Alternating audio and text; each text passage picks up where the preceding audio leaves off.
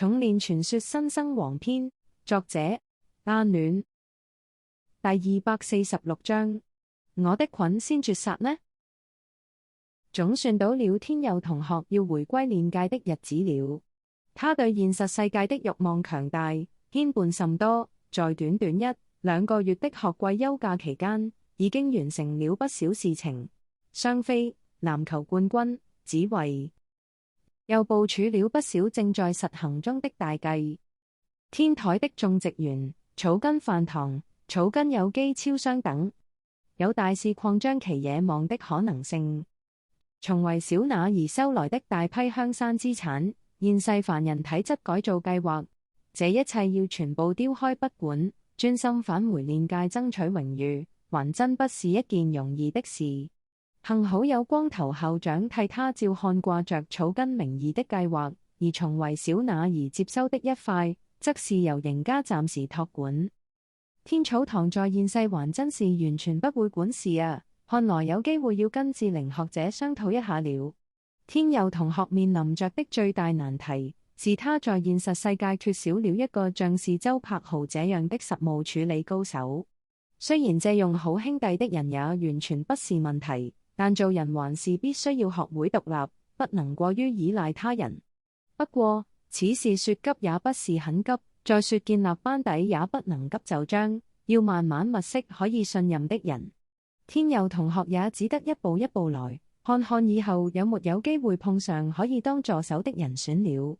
把俗務都交代好之後，天佑整理好行囊，便前往通往煉界的入口草根學園的校長室去了。呵呵，天佑同學很準時呢。光頭校長比拉的嘴唇也恢復正常了，不用再扮演 Q 太郎了。天佑同學大辣辣的坐在校長的辦公桌上，摸着比拉的光頭道：我要的東西都準備好了嗎？當然。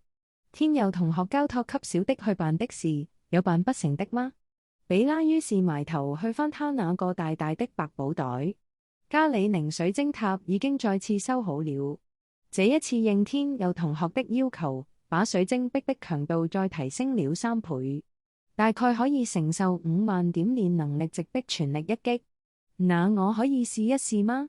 天佑心想，自從習得赤城劍訣之後，他還未試過吹動到第9種境界呢。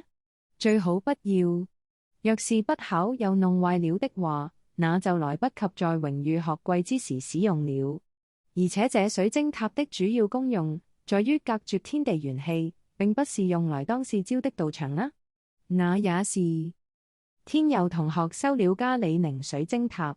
另外，這是天佑同學要求的，適合製煉進赤劍劍杯的第3種法寶禁制。這道禁制將會令赤劍的飛行速度增加1倍，飛行時有滅聲效果。而且還新增了2個擴充插槽，可以嵌入晶石，加入特殊能力。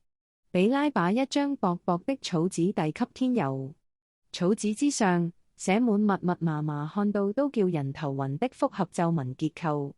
不過把禁制符文煉入赤劍，非得要頂級的煉器師才能做到。天佑同學切勿自行製煉，否則弄破了這張紙的話，價值1枚祖妖谷石的禁制符文就變成廢物了。我知道了。天佑同學小心翼翼地收下禁制符文。經過連場戰鬥之後，天佑已稍稍感到赤劍的威力已經追不上自己和對手的水平了，故此必須要好好進行強化。不然的話，在榮譽學季裏可能會被其他人的本命法寶比了下去。好了，輪到第2件事情了。天佑同學幾天前給我看過的藍邪奇毒，呵呵呵，真是非常有趣的東西，大概比拉鑑賞值超過了30吧。你有沒有收集到關於此毒的情報？尤其是關於如何養殖、繁衍之類的？天佑得到了此物，當然是想要利用它來當保命底牌。不過他對藍邪奇毒一無所知，要是像維藝那樣整個丟出去攻擊對手，可能毒死一個人之後就用完了，這也不划算。最好能夠了解此毒的使用方式，如何能夠量產，那就最好不過了。比拉道，古藥典中並沒有講述南邪奇毒如何養殖繁衍這一塊，而我在黑市毒藥界中也調查不到任何有用的情報。不過我們或許可以用最原始的方法，就是試試把各種天材地寶丟給他，看看他對哪一味有反應吧。天佑點頭同意，畢竟這果凍般的物體應該是一種生物，既是生物，大概就要吃東西的。他不希望這麼珍貴之毒會活活餓死在他自己的儲物腰帶裏。比拉從百寶袋中丟出各種奇異珍稀的天材地寶，然後逐一湊到南邪奇毒的面前。可是懶懶躺在貓耳貝殼中的紫藍果凍卻是完全沒有興趣。不過他也似乎知道自己已經換了新主人，對天佑同學和比拉也是完全沒有攻擊性。此物看似很有靈性，要是他突然說起話來，我也完全不會感到意外。比拉道：好幾十種天材地寶都試過了，可是都不合南邪奇毒的口味。天佑甚至試着把祖妖菊石、虎膽鸚鵡螺等都拿出來試試，還是沒有用。這東西是邪物，大概還是喜歡吃人吧。我們隨便在學校裏找個學生來攪碎給他吃。開玩笑的啦，天佑同學，你不如試試滴血在這果凍上面吧，說不定直接就可認主。我怎麼沒想到？或許這南邪畢竟是毒，天佑下意識地沒想過也可以認主吧。天佑割破了手指頭，把幾滴鮮血滴落在南邪表面上，他似乎有點興趣了。只見鮮血漸漸滲入南邪的本體內，然後呸的一聲，直接吐了出來。他還嫌棄了呢？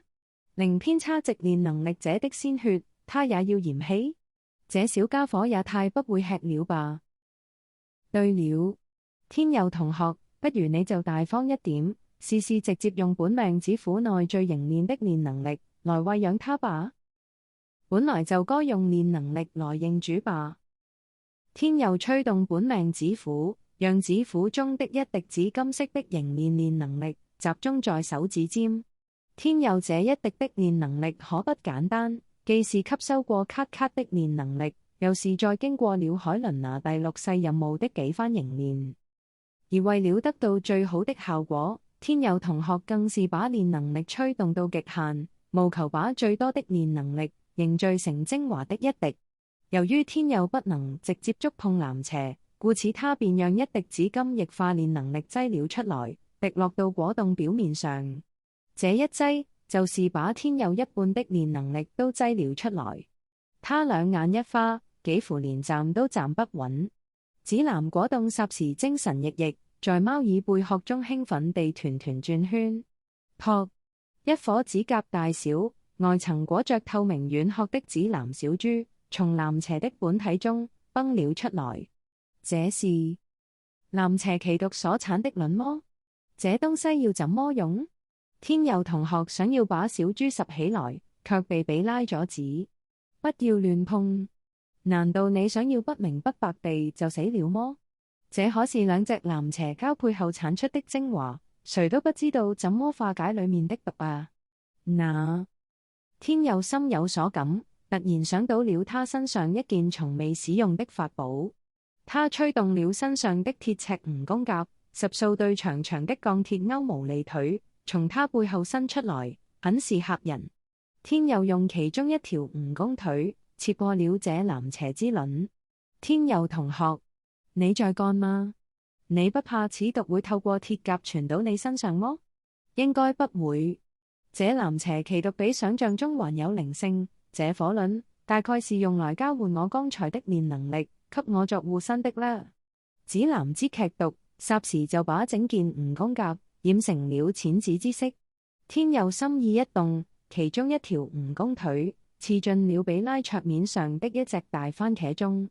這番茄本來是比拉的午餐啊！番茄在眨眼之間就整個枯萎成一堆紫黑的渣滓，太殘忍了！這一招絕對不可以隨便使用。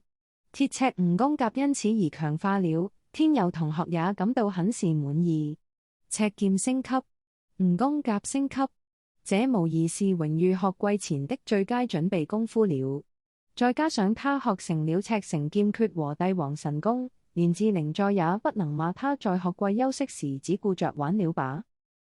好了，天佑同學，小的在此為你送行，祝你此行在帝京的榮譽學季大放異彩。什麼新人王、狀元王，最好都一把奪取了。